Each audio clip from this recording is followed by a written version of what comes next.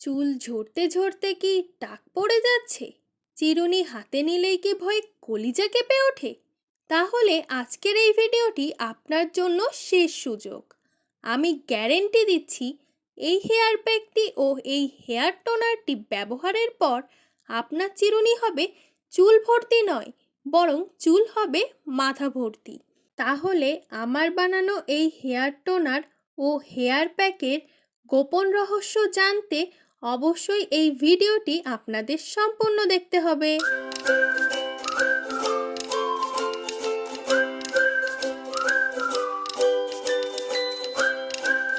প্রথমেই আমি সারা রাত মেথি ভিজিয়ে রেখে তৈরি করে নিচ্ছি শক্তিশালী এই হেয়ার টোনার।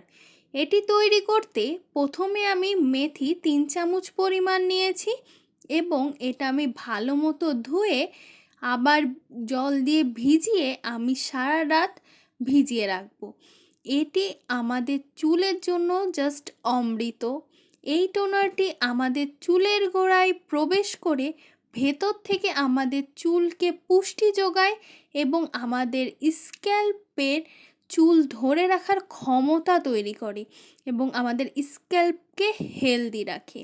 এই টোনারটা আপনারা একটা স্প্রে বোতলে নিয়ে ইউজ করবেন, অথবা যাদের কাছে স্প্রে বোতল থাকবে না তারা একটা বাটিতে নিয়ে তুলোর সাহায্যে এটা ইউজ করতে পারেন। তারপর আমি এখানে তৈরি করব হেয়ার প্যাক। হেয়ার প্যাক তৈরি করতে প্রথমে আমি এখানে নিয়ে নেব জবা ফুল। জবা ফুল আমি এখানে 20টা পরিমাণ নিয়েছি এবং জবা ফুলের এই সবুজ অংশটা আমি ফেলে দিব। তারপর আমি এখানে একটা ব্লিন্ডার নিয়েছি। ব্লিন্ডারের মধ্যে আমি ভেজানো সেই মেথিটা নিয়ে নেব। শুধু আমি এখানে ভেজানো মেথিটাই নেব, জলটা তো আমি টোনার হিসাবে রেখে ধুয়ে দিয়েছি। তারপর মেথিগুলো আমি নেওয়ার পর এর মধ্যে জবা ফুল নিয়ে নেব। জবা ফুল ও মেথি আমাদের চুলের জন্য জাস্ট ম্যাজিক। এটি আমাদের চুলকে কালো করবে এবং আমাদের চুলকে ঘন করতে অনেক সাহায্য করবে, সেই সাথে আমাদের চুল ভেঙে পড়া বন্ধ করবে। তারপর আমি এখানে অ্যালোভেরা জেল নিয়েছি। অ্যালোভেরা জেল গাছেরটাই নিতে হবে, এখানে মার্কেটের অ্যালোভেরা জেল একদমই নেওয়া যাবে না। আমি এখানে 4 চামচ পরিমাণ অ্যালোভেরা জেল নিয়েছি এবং তারপর আমি এখানে 1 চামচ পরিমাণ মধু অ্যাড করব। মধু আর অ্যালোভেরা জেল আমাদের চুলকে সিল্কি করতে অনেক ভালো কাজ করবে। যাদের অ্যালোভেরা জেল স্যুট করে না তারা এখানে মধু 2 চামচ পরিমাণ অ্যাড করবেন। আমার স্যুট করে সেহেতু আমি অ্যালোভেরা জেল এবং মধু আমি 1 চামচ পরিমাণ নিয়েছি। এরপর আমি এখানে নিয়েছি ডিম।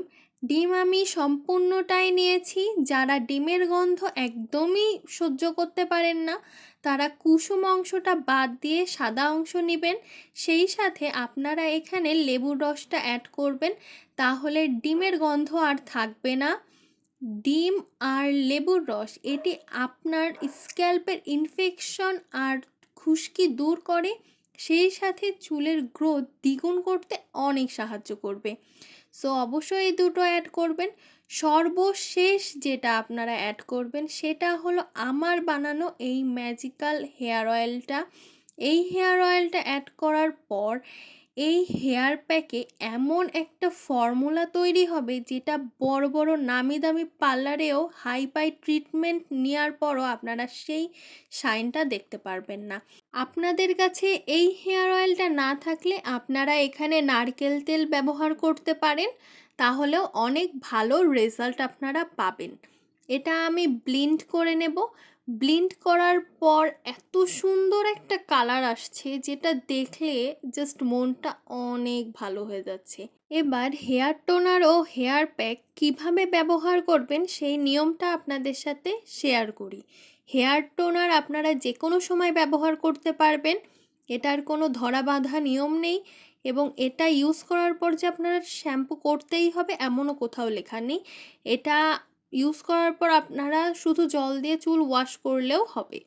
এবং হেয়ার প্যাকটা ইউজ করার পর আপনারা অবশ্যই শ্যাম্পু করে ফেলবেন এবং হেয়ার প্যাকটা জাস্ট 30 থেকে 40 মিনিট এবং সর্বোচ্চ গেলে 1 ঘন্টা রাখবেন, তার বেশি রাখবেন না। তারপর আপনারা শ্যাম্পু করে ফেলবেন।